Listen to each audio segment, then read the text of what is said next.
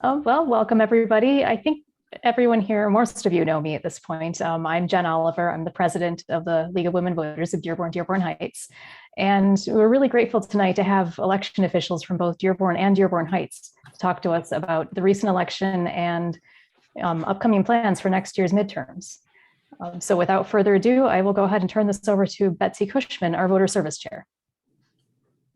Hi, I am very glad to see you all, and I am really glad that we have this opportunity after now that the elections are over to think about. I see this as a, I hope, relaxed atmosphere to talk about the recent election and how it was. And then as we have time later, we'll talk about the future. But we have an agenda to get through. If you have questions that occur to you as we go along, please put them in the chat, and we will ask them from the chat room. So, and Jen and I will do that as we get there. So, I really wanted to start because this is sort of how my mind works, by understanding. Well, by really just introducing our election officials who are here and asking you to tell us a little bit about your background and how long you've been in your current position and anything else you want to tell us about you. So I'll start with Lynne Senia. Good evening. Thank you, Betsy. Thank you for the opportunity. I am going to be celebrating my 15th year at the city of Dearborn Heights in a couple weeks. So I've been with the city for 15 years. And then January 1st, Kathy, can you believe it? It's going to be starting my 5th year in the clerk's office. So I worked prior to that. I was in the treasurer's office. But with I started in 2018 with the clerk. I was the council secretary for 3 years. And then when our clerk resigned and the appointment came up, I put my name in the hat because I really do like working in the office. We have a great crew, and I said, why not? So I was appointed and started the position August 2nd of 2020. But with that, I had to give up an elected position that I had held for almost 16 years. I was on the Crestwood Board of Education up here for Crestwood Schools for almost 16 years. So you can't hold 2 elected positions, even though I was appointed. So, but I'm happy I did what I did, even though it was what a crazy year last year was, huh? What a first year. Yeah, but Kathy's phenomenal, and I couldn't, in the team that we have, the pit crew that we have, we're a great team. You know, I couldn't have done it without them.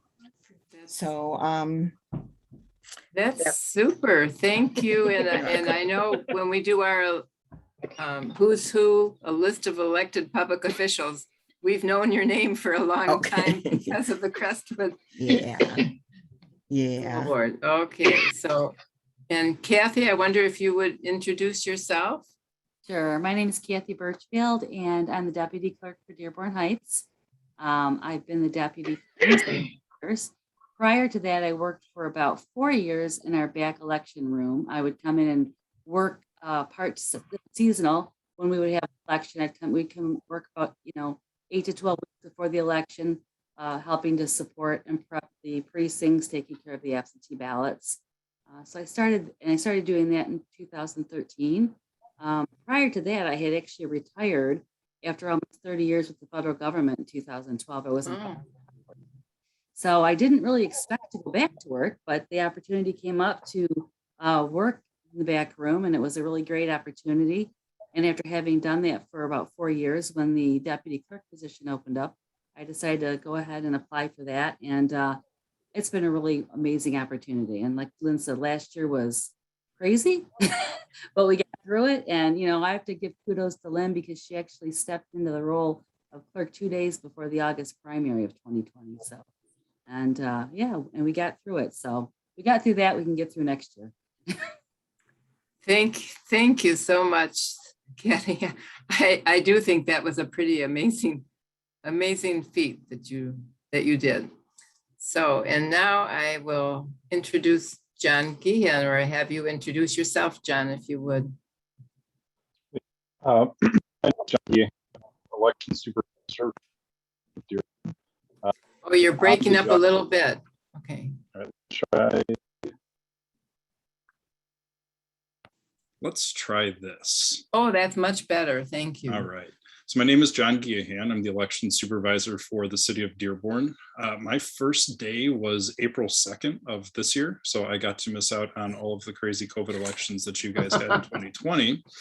But I worked for the city of Chicago for 5 years. And so we had our own fun with the 2020 elections. I worked for one of the aldermen in the city, and by day I was the legislative and development director, and by night I was the campaign staffer that terrorized all the clerk's offices with the request for data and information. So a quick story: after my first election in August of this year, I called my counterpart at the Chicago Board of Elections and apologized to him profusely for all of the problems that I caused him. I see Lynn laughing, and the karma came full circle.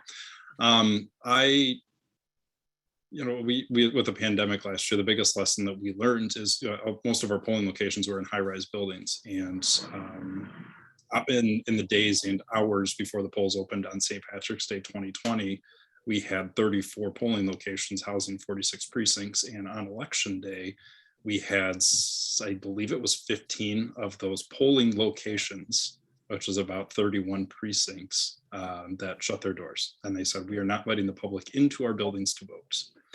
Fortunately, the Board of Elections planned for that, and Illinois had early voting, so we could send anyone to any of the early voting sites on election day so that they could vote. But it was a total catastrophe. So having dealt with some triage issues, it's I think one of the strengths that I bring here to our office is having dealt with elections on the other side, and I find the challenge of running an election this way with the help of Clerk Durrani and Tracy Boudreau, the deputy clerk. It's absolutely fascinating to see this on the other side, and making elections work better for voters is something that I told George that I was committed to doing, and making them run better for our voters. And time will tell how those things got off. We've beaten Detroit with getting our numbers in over the last 2 elections, so I take that as a benchmark for success so far. Well, thank you. That's really interesting background. Yeah, I didn't know that, so thank you for sharing that. I understand that George Durrani, who had accepted and had planned on being here, but the new Charter Commission is having a session tonight, so it conflicts with our meeting. So I'm sure that John can answer, having been through it completely, can answer the questions for George, because I doubt that we'll be seeing him tonight. So thank you, John, for your work. And it is really interesting to put ourselves in each other's places and find out what life is like on that. And for that. I looked up, Dearborn has a population. This is how my brain works. It's just to have it start out with knowing the difference in size of the 2 cities. Dearborn has a population of around 98,000. Dearborn Heights around 58,000. And Dearborn Heights has 27 precincts, and I think you have 50 precincts in Dearborn, is that right? There are 48. 2 precincts 48. were consolidated. Okay. So there's a gap of precincts 14 and 39 disappeared, which is always difficult for the Board of Elections when they have a new staffer helping out. They start listing out the precincts and they start freaking out. Where's your card for 14? Where's 39? Where is everything? So that's a fun one. Okay. We'll get that fixed. Well, thank you for that. So, and let's start with some information about the November 2nd, the basic statistics. And I'll start with Dearborn Heights, about how many Dearborn Heights citizens voted. What was the total vote count on November 2nd? Our total vote count was 8,421 of our registered 45,157 So 8,421. in 21. Oh, okay, and that was what percentage of the registered voters? 18.65. 18? 0.65. So not even 19%. Wow. And how many were voted absentee? Our absentee was 4,434. Oh, so that percentage is about half, roughly. We up 53%. Okay. So we had 3989 at the polls. Okay. Well, thank you. That's good information. And how does that, and 4 years ago would be the comparable election cycle, right? Mhm. So is it up or down? Unfortunately, it's down. It was, I thought it was gonna be up, but maybe because we had more registered voters. I don't know. I mean, we had more registered voters in 2021. Now in 2017, we had 8,501 vote, but our registered voters was only 39,040 for a 21.78%. That's really, but not what I expected to hear. I know. The big shift was, we noticed, was in AV. The absentee in 17, it was 2642. And in 2021, it was 4434. So there was there was definitely a flip, like a 20%. So in 2021, there was about 20% more for AV and 20% less at the polls. So, and Kathy and I were talking about that. We were kind of attributed that maybe to probably COVID and the no reason absentee. You know, I think some of that played into that. Yeah. I think people got comfortable with voting absentee last year and realized, you know, that they could do it. And, you know, I think that really, so a lot of people signed up to be on the permanent list. So when automatically getting those applications, they would go ahead and request a ballot. Mm-hmm. So, but we do have an increase of like 6,100 registered voters from 4 years ago. Okay. Well, that's wonderful. Now it's getting them to vote. Yes, exactly. Okay. Exactly. Okay. Thank you. So can we move on then to Dearborn and ask the same kinds of figures? How many total voters were there in Dearborn this November 2nd? Sure. We had 24,210 voters vote in the November general election out of 72,222 registered voters. 36.7% of those were AV votes. Around 8,800 was it was just over 8,800 vote by mail. And of the 24,000 voters, it was about 33.5% turnout, which is a little bit lower than I think we were expecting for an open mayor's seat in this year. Yeah. And compared to 2017, turnout was about 32%, but there were about 5,000 fewer votes that were cast in 2017. And there were about 12,000 fewer registered voters in 2017 as well, too. So we were looking at about, I think it was about 19,000 votes cast in 2017. And of that, I left this piece of paper at the office. I think it was about 3,500 of those votes were AV in 2017. So we've seen a substantial jump in the voter registration. I think we're attributing that to the automatic voter registration with the Driver's License Bureau at the Secretary of State. Okay. Well, very, very interesting. So now let's talk a little more about how the election went. And most specifically, we'd be curious to have feedback about how you saw it, what issues came up that you might not have expected, and how did you handle them? So we can start with whoever wants to start. John, since you're on. How about Dearborn? Sure. So we kind of, if we compare our November election to how it stood up against August, we had far fewer issues with at the polls. In August, we had very aggressive campaigners to the point where there were numerous incidents where our election workers called the police because of threats and harms that were conveyed to them by the people that were working for candidates. We had a few precincts where the police were in the gym while they were closing down the polls. We had election workers that were standing outside of the polling rooms in August. We had some people that had turned their rings around and are banging on the doors and the windows, screaming, demanding the tapes at 5 after 8 o'clock. I've never seen anything like it. I've been working in campaigns since 2008, and I've never seen a place where it was so crazy like that. So for us to have one minor incident in November with issues with campaign workers, we were pretty happy in that regard. Overall, the way that our election workers handled the election, everything went great. We had one machine that went down briefly because of a paper jam, but over the course of the day, things went well. The biggest issue we ran into was we ran out of I voted stickers in a couple precincts. And I remember when they started giving them out in Dearborn, and I was so pleased. I just love those stickers. Yeah.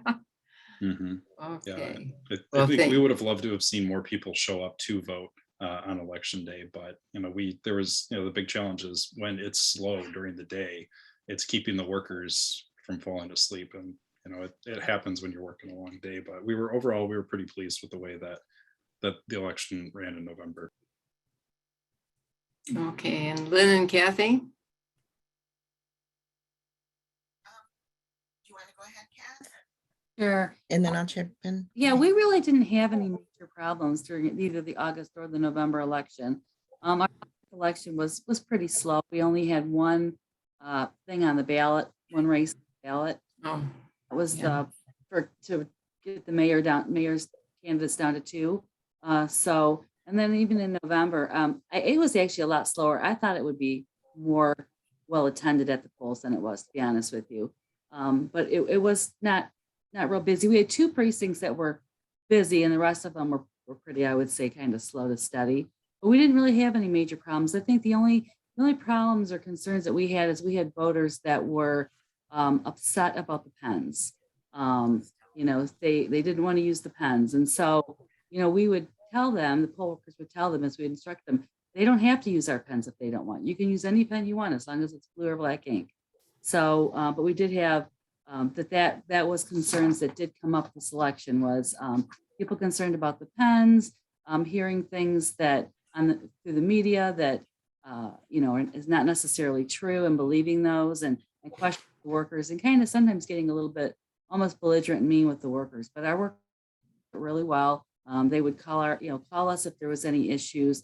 We also have people that are out roving on election day for City Hall. They could stop in there also if there was any issues at all, but nothing that, other than the pens, I can't think of any other big issues. Can you, Lynn? No, I did want to mention that we were on a trial with Wayne County as far as zero, or how we transmit our results to them. Okay, typically it's modemed from our each precinct, and as well as the AV. But in August, they asked if we would, because we've always had problems modeming them where they couldn't get the connection. So they'd have to come and they'd have to return, and we'd have to read them in at City Hall anyway. So we did that, and that's what we did in August, in November, and it worked well. The only thing is, because of the location of our AV board, which is like 7 miles away, pretty much 7 miles away from where we transmit the files back at City Hall, having to read the cards in, it took longer. The candidates were made, and we thought maybe we would have a problem with the candidates wanting to get the results right away. So what we did is we did, of course, post the results at each precinct, but we also posted the tape, one tape for each precinct at City Hall too. So if they did want to know them, because they didn't want to wait for what, you know, the results were, they were printed at City Hall. So I was glad that we were able to be part of that trial, and it worked really well. It worked really well. It was just the length of time to get the results. So I think it's a work in progress. Oh, okay. I don't know if I'm the only one that didn't fully understand what the new process was. What was the new process? What happens is there's, you know, SD cards, I think that's what they call them, in each tabulator, and the chairperson and the co-chair would bring them back to City Hall, and everything would get checked out. Prior to that, okay, it would go through the modem right from the precinct. But now the card is still being brought back to City Hall. Then it is uploaded. The results are uploaded into the election only machine. You know, it's not connected to a Wi-Fi. And then that has to, all those results have to be, okay, it's uploaded to the election machine, then downloaded to a drive so that we can send it over through, it's called FileZilla. It's a secure transfer method, because we don't have our own server, and it worked out well, I think, for us. Yeah, you, Kathy, good. you know, so it was the length of time, and people are used to getting results like yesterday, you know, Yeah. but we really didn't have, and you know, I thought maybe people would be at City Hall looking, you know, for the results, but I don't know how many, we didn't have any problems at the precincts, you know, so there could have been poll worker or their campaign workers looking at each precinct, you know, for those results as Right. well. But Okay, thanks. So yeah, that we did get a couple questions as to why it took a while took so long. That's why I wanted to mention that. post, and that's exactly why. Yeah. Thank you. That's really helpful. I feel like I now understand that Okay. much better. So thanks for that You're welcome. explanation. So a couple of weeks ago, we had a membership meeting with our members to talk about the election, and just we didn't tape it. It was just to get there. Some of them were poll workers, some of them were challengers, some were just voted. And so it was just to get their feedback and what their experiences were. And among my notes, I wanted to go over kind of some of the feedback and get your response to it. Because overall, everyone said it was a pretty good election, that quiet, seemed to be well run. People seemed to know what they were doing for the overall. One question was that not every precinct had sanitizers and masks to offer, nor did they all stay 6 feet apart like all the poll workers necessarily. And who determines that, and who would stock if those items are stocked? Who provides for them? Want me to go ahead, Betsy? Sure. Okay.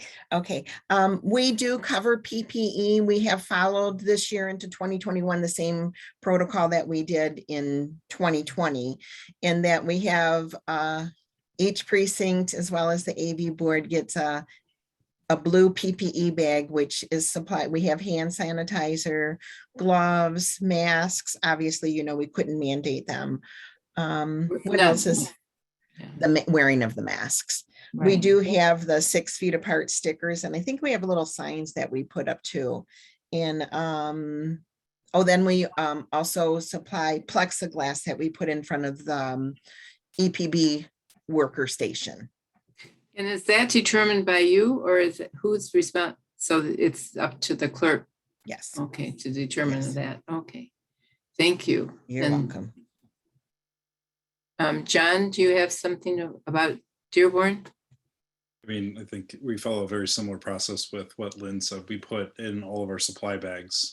We include PPE, masks, the wipes, tissue boxes, gloves, and we do have face shields. And it becomes up to the discretion of the election inspectors if they're going to use these things. And it's a question that always comes up during training if we have to wear them. And there's the question about whether or not they have to wear them in a school, because the schools do require the masks, and there's this trickiness of election law superseding school law. So we ask our workers if they feel comfortable wearing a mask to just do so. And you know, if they do it, they do it. If they don't, they don't.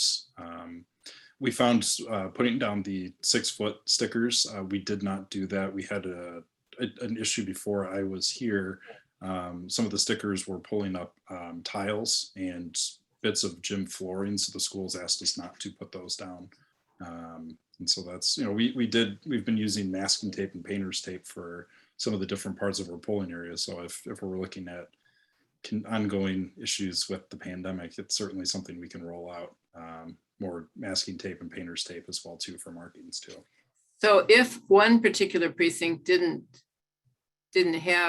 use those things, it's really because of the local, those inspectors they made that decision?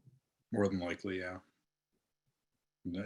I'm sure, Lynn, you can speak to this as well too. There are some constraints with the spaces that were given to, for use. They can be really hard you can do the best you can to social distance in some of these spaces, but a cafeteria or a classroom can be quite a small space, or if a school inexplicably moves us into a hallway, for example, it can be really hard to space out as well. No, I was not thinking necessarily just of that, but I think there wasn't like sanitizer at one precinct. So that was the feedback. Okay, and then whose responsibility is it to mark the 100-foot campaign limits? Because I think there was one precinct that we heard didn't have it marked.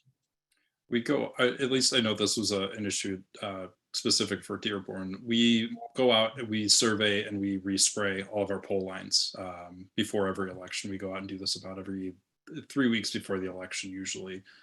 If the school if they decide to move a door for the polling entrance, it throws off where our polling lines are. And so this year we did order some no campaigning signs. We know we had some old bag signs. And so we just ordered some additional signs for our workers to put up through our printing vendor. And it did help, but sometimes you move a sign and someone who's been voting at a polling location for 20 years, they're still going to go to that door. It can certainly cause problems that way. I think we had this issue. It was I think it was Smith School or Duval, where they had some issues with the signage there. Okay, thank you. It was a Dearborn concern. And then one question about policing was in Dearborn also, where the police were called for a misdemeanor. I think it was that not following the 100-foot campaigning rule. And if I understand what was said, police came in flap jackets and multiple cars, and they stayed long after it was kind of resolved. And there was a concern that seeing all those police cars there for so long could have discouraged some voters from showing up.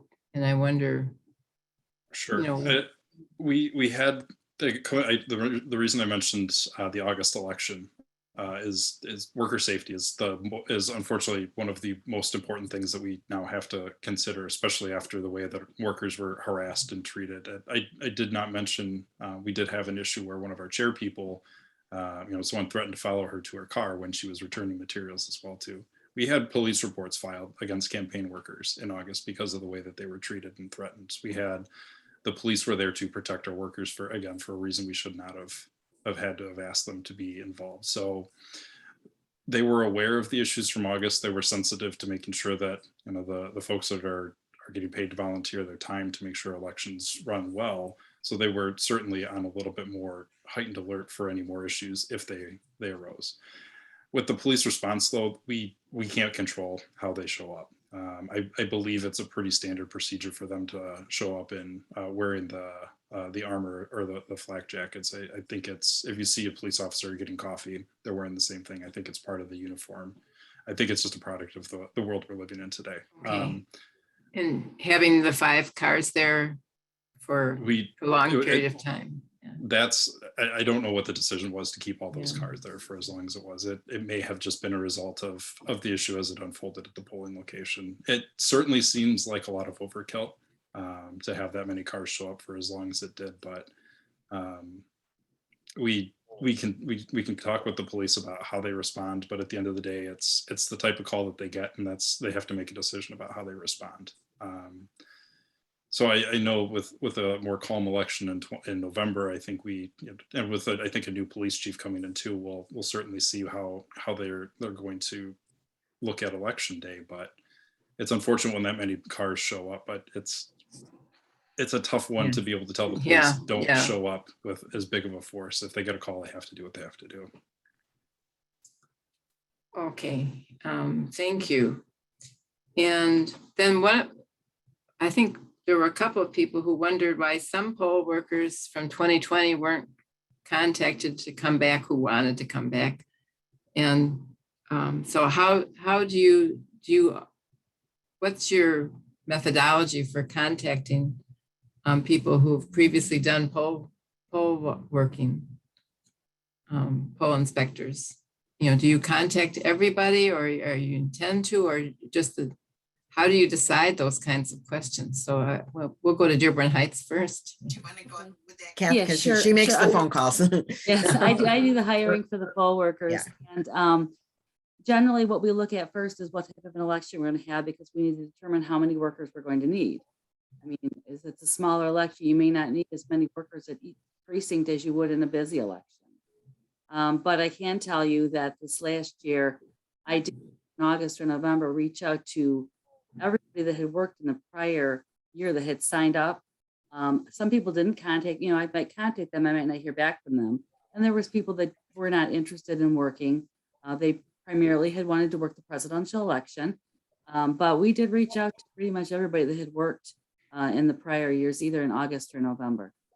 But you can't always reach out to everybody that works, simply because of the fact that, for the presidential election, we may have wanted to have 6 people at a precinct because of the volume of voters coming in, and you wouldn't need in a slower election. You just wouldn't need that many people. So generally, you're going to have your chairs and your co-chairs obviously come back. They're the ones that are experienced, because you do need that, and as well as the people that generally work those precincts. But I did contact everyone. Matter of fact, we had to hire more workers for our November election because, with people maybe relocating, some of our workers were not comfortable working once 2020 and COVID happened. We lost some of our precinct workers. So we've been doing a lot of hiring, and we anticipate next year having to do a significant amount of poll worker recruitment for the gubernatorial elections. We have an important note on that one, right, Kath? Yep. What we're looking for, because if you guys can get us anything, Yes. but what we have difficult getting is the 2 parties. So if you're doing any recruiting for poll workers, we're You especially lopsided. you especially want Republicans. Is that what I understand? Yeah. High demand. Yes. Okay. Yeah. John's shaking his head yes too. So Absolutely. we'd appreciate it.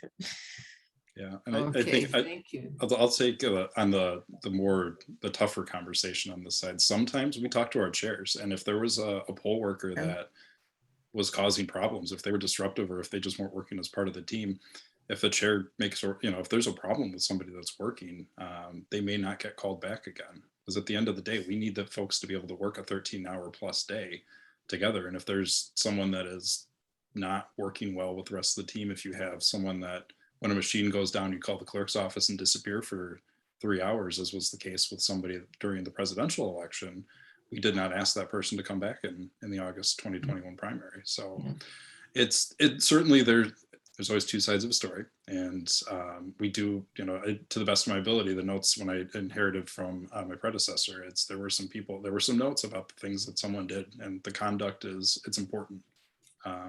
So recruitment is always hard.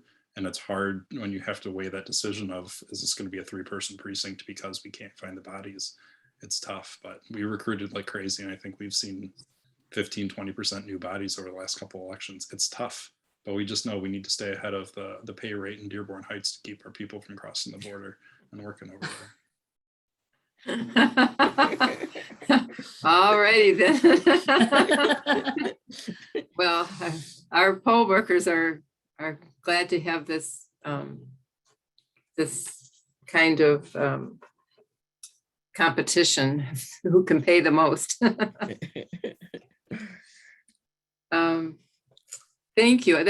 That's a difficult thing to say, but having been a personnel manager myself, I do understand that sometimes you don't call people back. The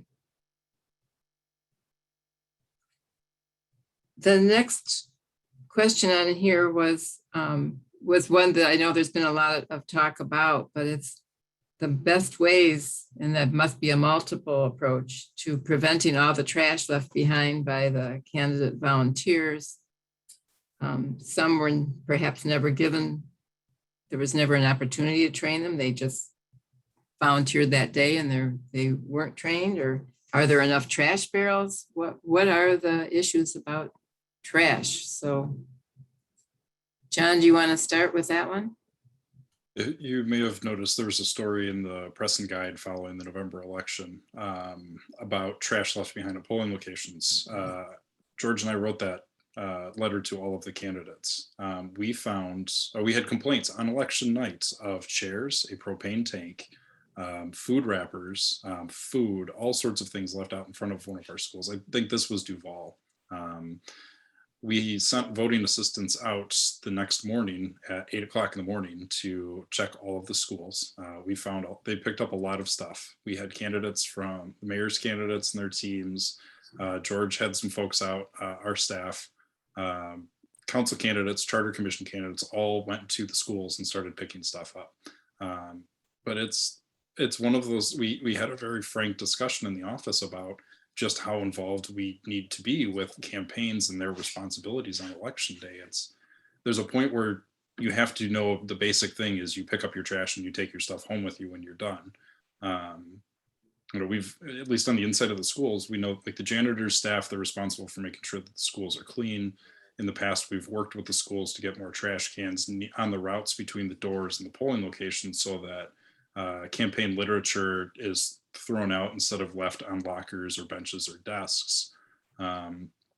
Asking the janitors to clean up outside, that's a hard ask when they've been at the school for 14 hours because they let the workers in at 5:30, 5:45 in the morning. It's something, if we have to do it, I'm sure we can work with the schools and with our polling locations to do it, but it becomes, there's an issue I ran into, at least in Chicago. I worked on sanitation issues too. When you put a trash can on a corner, it attracts trash. If you don't see a trash can more often than not, you will take your garbage home with you. But if you see a trash can, you put it in the trash can. Once that trash can fills up, you have to have someone to go by and fill that trash can up. So if we put trash cans outside the schools, we need to make sure the schools have the ability and the logistics to pick those things up too. But so it's a really tough conversation, and to ask even more out of the schools, we can certainly have the conversation, but it's a difficult financial issue, even like just dealing with 1, 2, 6 trash cans. I'm not sure what kind of an extra lift it's going to cost in the schools, but unfortunately, after the last election and the piles of things left behind, it just may have to be something else more that we ask of our schools. And I hope, Lynn, you guys didn't have as bad of an experience as we did. Kathy, did you hear anything about, nothing like that, nothing outside the polling location, and then our workers, just inside, they periodically check the voting booths, and I didn't hear anything from. No, and we did have ordinance out a lot that day, checking, because we would get calls about signs not being in the proper place. So they would remove the signs and speak with them. But our campaigners were pretty good at making sure, because they were having food delivered and other things, but they were pretty good at taking care of that trash. But I do know too, Lynn did send an email to all the candidates before the election and did explain to them what their responsibilities were and what they could and couldn't do, and asked them to please speak to their people that were working for them. So maybe that helped too. Yeah, I send one out like 40 days before the election because then City Hall becomes a polling location and the same guidelines fall there. And then I send out one like the week before just so that they can tell their crew what the guidelines are. Do they always follow it? No, but you hope they do, right? Right. Okay, so did you? Yeah, so this is something that needs to be addressed, I guess, for the future. After, well, Dearborn, because we really did have an experience that's just shocking. Yeah. Next question was, you mentioned earlier about the misinformation about Sharpie pens bleeding through. And the feedback we got was that that was handled well by election workers. And I know Dearborn Heights, you already addressed that earlier. John, did you run into that in Dearborn as well? We did. In August, I think we were slow to roll out the pens, the permanent marker pens, I think because of concerns about what's floating around in the news, some misinformation about how they work. I think with early voting or with in-person absentee voting, we had a good chance to really get some of our voters that were coming into the administrative center to start getting comfortable with them. But for the November election, we told our poll workers, let's rip the Band-Aid off, put markers out, have the fun conversations with folks. And for the most part, we maybe had 5-6 calls into City Hall with folks that were telling us how wrong this was to do. But by and large, it was well done. And I think we're going to continue moving towards markers and away from pens if we absolutely have to. And I think what Lynn said was absolutely right. If there's a voter that's going to push back about it, it's rather than have that argument, just offer a pen as an alternative if you need to. Yeah, I think I heard about that and heard it was a good way to handle it. Calm people down.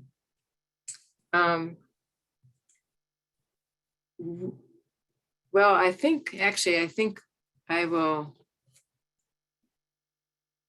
see if there are, let me finish my agenda and then we'll go to the questions. And my last point really in the agenda is talking about the future.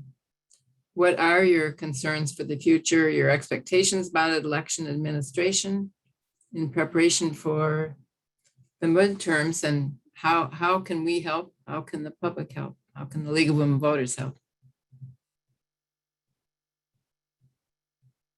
Who wants to go first? I know for this one, we Kathy and I discussed, but I had already mentioned it, recruitment of poll workers, and for me too, it's educating the voter on the process and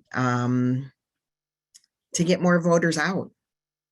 I mean, we found a dip from 4 years ago. I was surprised.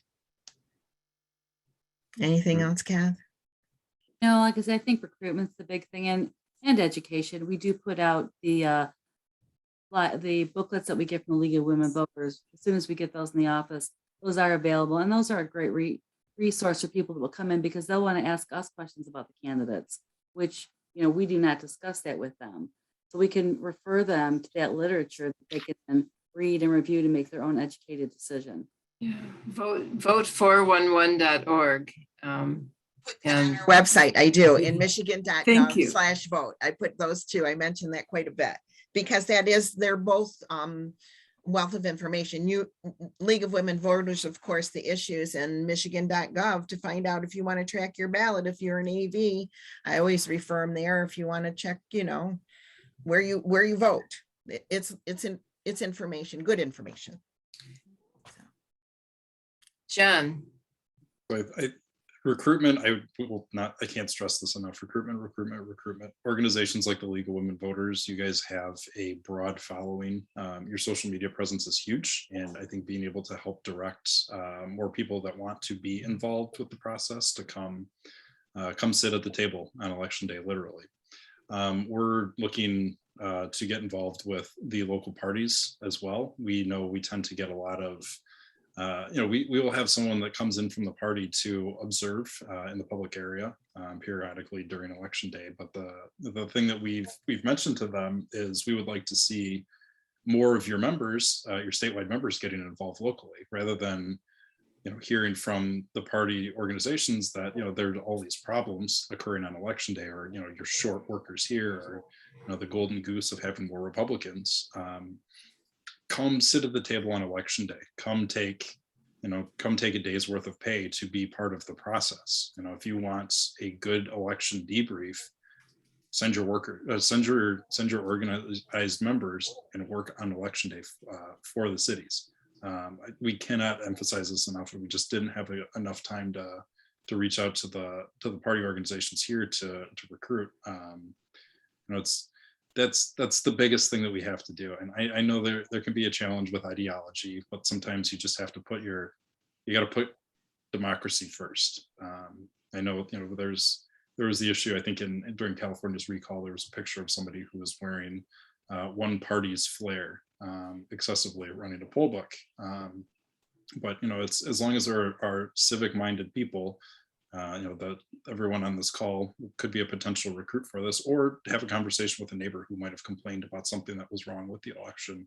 Send them to our clerk's offices. We will send them an application and we will put them in a polling location so they can fix the wrong that they observed.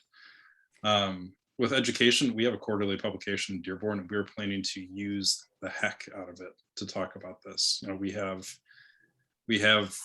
a lot on the line. We have a big election coming up, and we want to make sure that folks are as well educated about this. We have a calendar we put out. We have the election dates on it, but there are so many more publications that we can use. And we're kicking around the idea of setting up a mail chip so that we can get voters to give us their email addresses, and we'll send them an election update. It just depends on the time we have in the next coming months as to how well we can roll this out as well. One of the questions related to that are what do you find are the biggest things that voters don't know that they should know, that you have to keep explaining over and over again?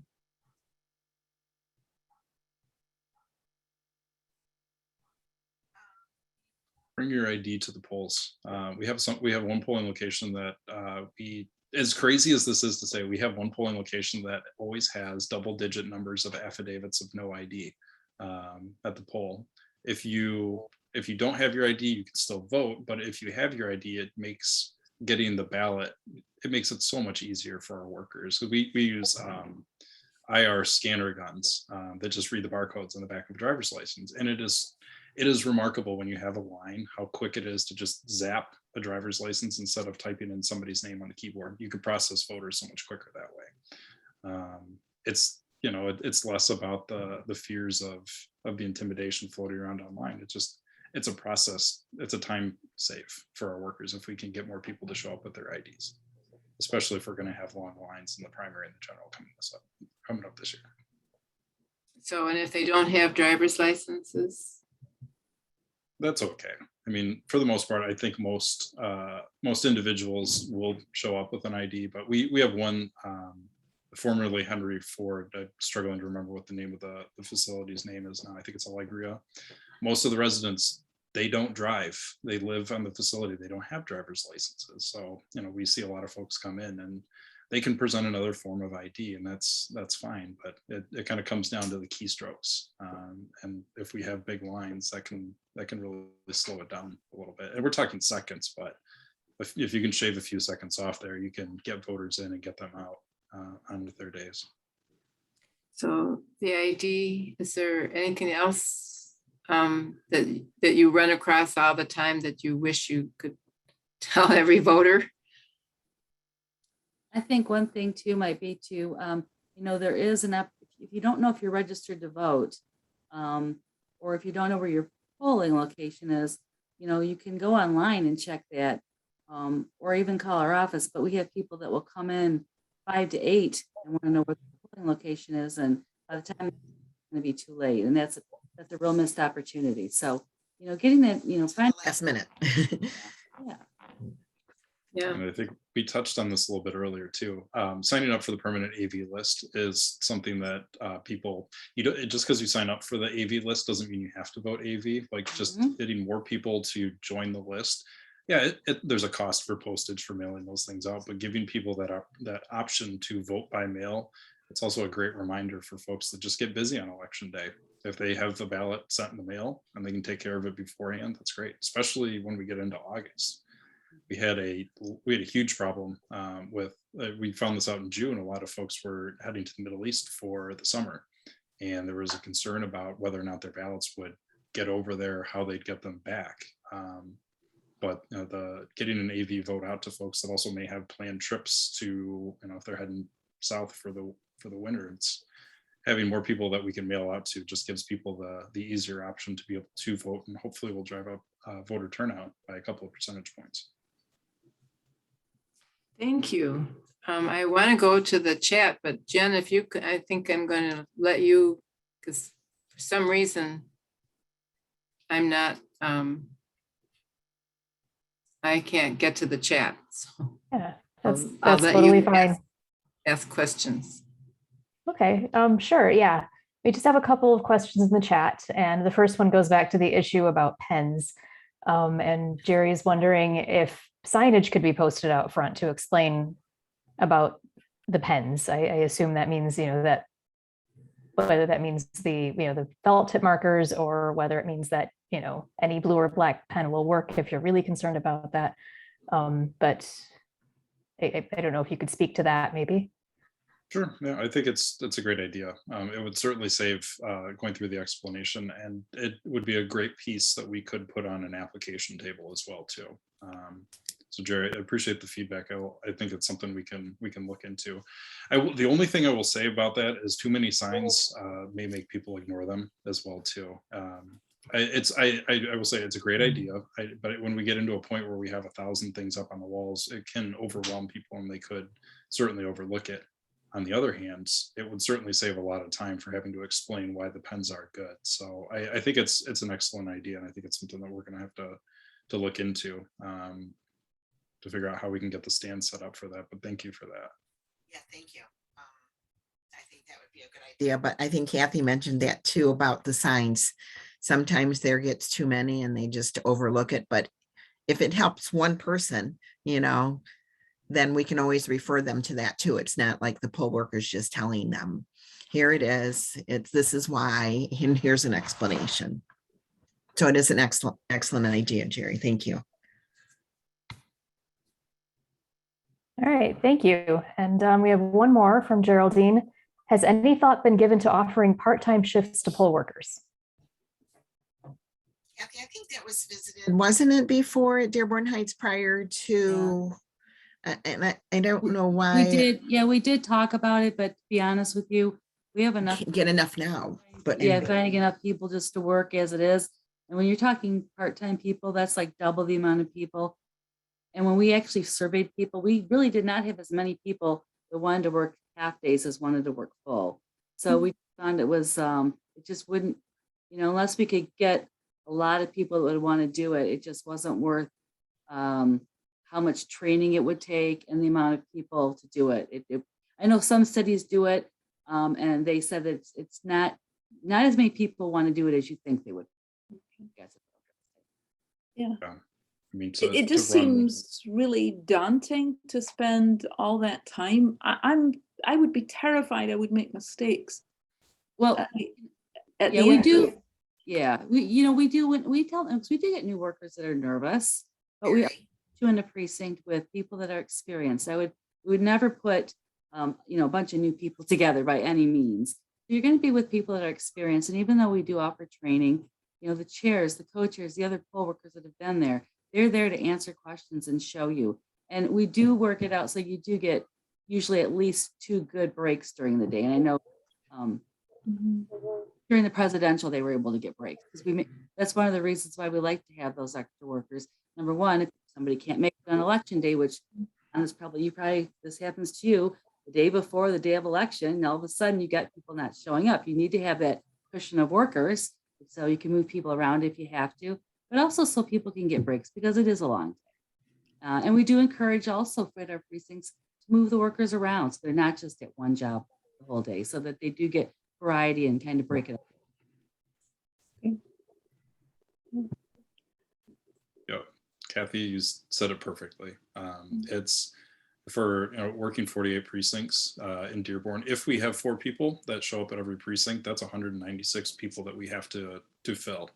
That doesn't count the AVs. If we were, if we can certainly work here and there. I mean, I will say we've had there are a couple of polling locations where we have had part-timers working for years. But it's, again, Henry Ford Village, the chair helps a lot with recruiting and he works out the scheduling with that. But it becomes, rather than 196, if we have 50 more part-timers that we have to contend with, there's also the chance something comes up. If they get sick, if they have something else that comes up, if they forget, that puts your crew down in the afternoon. And the hardest part of the day is that 5 to 8 period. Everybody's been working all day, they're tired. And if you're down a body going into that because a part-timer didn't show, that's a tough thing. So it's a big risk reward to do something like that. And I think we're not there yet. If we were bursting at the seams with 400 or 500 people that wanted to work on election day, absolutely. But until we have a good stable of folks willing to work every single election, it's a daunting task, I think, right now.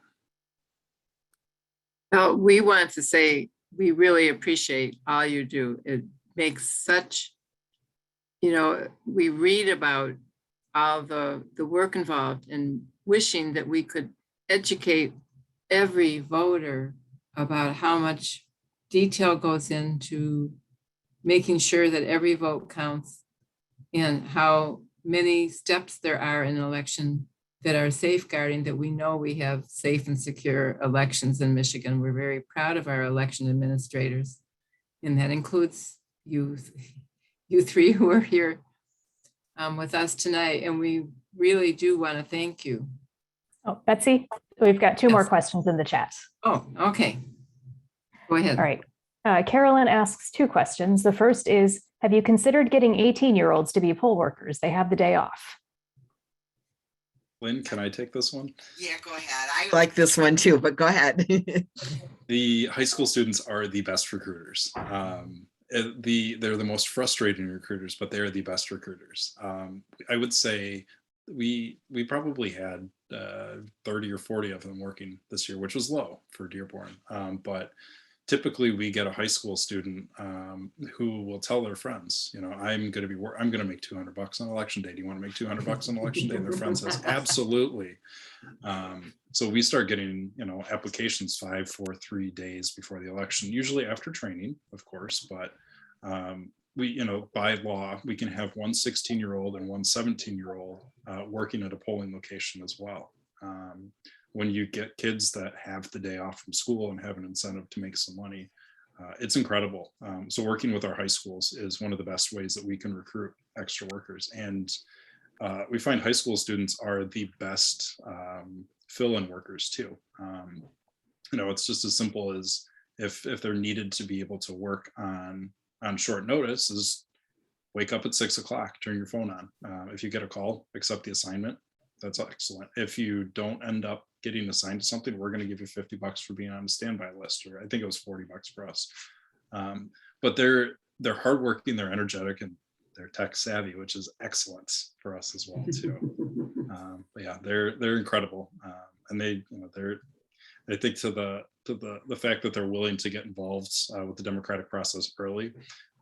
If we can get them involved with the administrative side of elections, we're building voters for life right there.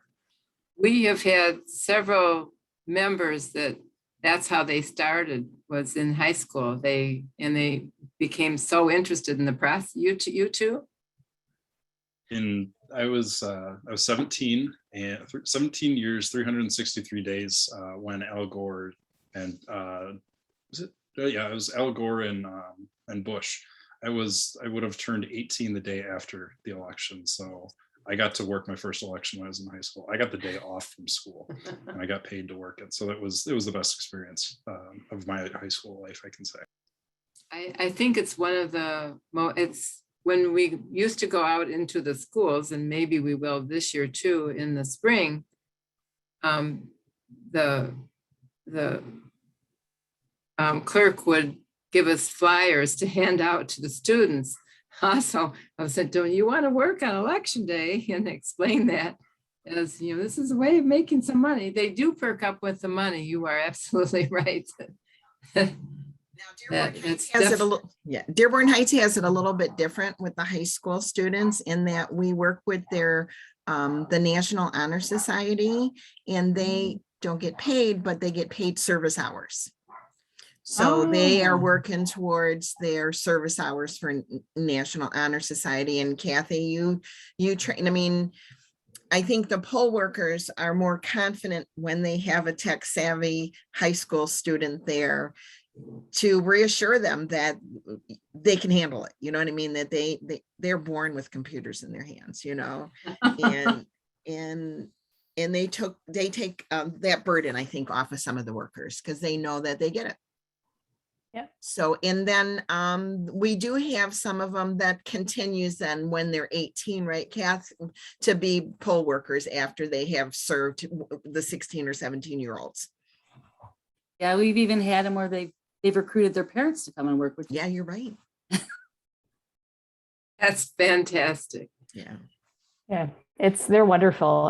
The The young man at my precinct this past election, I think it was his 4th election. So he came right in at 6 a.m. and started setting up booths without even being asked. I mean, he just knew what to do. It was wonderful. Yeah, that is fantastic. It really is wonderful to have a wide variety of people anywhere and everywhere. It makes such a difference because we all have different skills, bring different things to it. So are there any more questions? Here's one more question, also from Carolyn. How many precincts need an Arabic-speaking poll worker? We put an Arabic-speaking poll worker at every precinct. We do too. It might be the student, it might be an adult, but we do try to ensure that there's an Arabic-speaking individual at every precinct.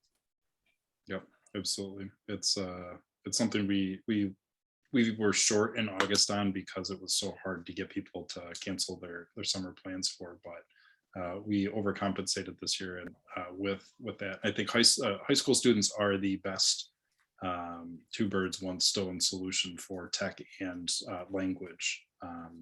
And we found a lot of kids were coming in with their parents, first-time voting parents in this election, and they were helping with translating at the administrative center. And so it's like having a high school student that can be there to help translate, I think also gives a reassurance to some of the folks that may be walking into the polling location a little intimidated by having to navigate this. We also offered sample ballots in Arabic too. We did get we were able to get those printed early enough that we could distribute those too. And it was a good crutch that allowed people to confidently be able to vote without any translation help needed as well too. That is super, and I think it really speaks well of our future, and that we'll be able to continue to move in this direction. Is there a new question? Looks like Mary Jo has her hand up. Yeah. Hi, I had to come on late because of something else, but nice to meet you, John. I've heard such good things about you. And of course, and also Kathy, I've already met Lynn. So what I wanted to ask about was several weeks ago, Secretary Benson was on Detroit Today, and it was kind of about misinformation, that kind of stuff. And she suggested that if people want to know, how voting works and the machines and all that, that they should see if they could attend the training that that the clerks have for their poll workers. So I'm just throwing that out. I think I had asked once just because I wanted to see how it worked, and they said they didn't really want to do that. I can see if there's not enough room because of COVID and stuff but anyway, I'm just throwing that out. Do you understand what I'm saying? Thank you. You're not going to work, but you want to sit on and just process. They want to know the process. Yeah, the process. What happens during the day. And so then when they have these weird ideas and they say, oh, okay, I guess I was wrong because the clerk said that this is what what happens. Do you know what I mean? So it helps with misinformation, I guess. Yeah. Yeah, and Lynn, what do we always tell people when they do that? We offer them to, why don't you fill out an application and work? You can see how it plays out. And we also tell people that, you know, we test the machines. We have a public test. They're welcome to come to the public test. Yeah, I think that's a good thing. How do we find out about when that testing is? It's it's always published. Yeah. Published where? It's published in the press and guide. It's always on our website as well. Okay. And then at City Hall too. Thank you, President. City Okay. Hall. Yeah, super. at City Hall too. Yeah. Usually Is there- about a week or two before the election. Okay, great. Thank you. I've known people that have gone, including my daughter in Grand Rapids went last year. And it was like, I'd like to do that. That would be fun. So, yeah. Okay. I do want to, I think, is there anything else, Jen, that we need to cover? Just a thank you from Geraldine to all of the election officials for their hard work, and from Jerry. I think from all of us, I can speak safely for all of us. We really appreciate this chance to have a relaxed conversation about of getting together about the election. We all really care about the election. We care about you and making sure that we can help our cities to continue to have safe and fair elections, and to make sure that every vote counts, every voice is heard. So with that, I'm going to close the meeting. Thank you all for coming. It's been fun. Thank you all. Thank you. Thank you.